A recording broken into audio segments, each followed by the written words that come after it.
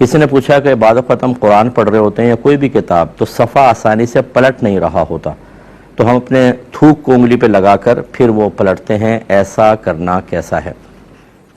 देखिए, मुनासिब नहीं है, क्योंकि थूक बहरहाल अपना थूक पाक तो होता है, लेकिन अगर यही थूक किसी और तक पहुंचाए तो उसको कराहत महसूस होगी। बाज़ तो जूठा पानी नहीं पीते किसी का कि कराहत उनको महसूस होती है। तो ये एक मायूब सा अमल होता है कि आप थूक लगाएं और फिर वो कुरान पाक के सफ़े पे अपना वो थूक लगाएं, जो यकीनी सी बात है कि मैं इसको नाजायज़ या गुनाह नहीं कह रहा हूँ, लेकिन गैर मुनासिब है।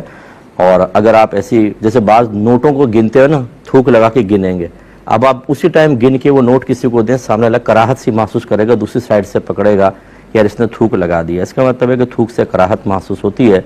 तो इसलिए कुरान पाक पे तो बिल्कुल ना लगाएं।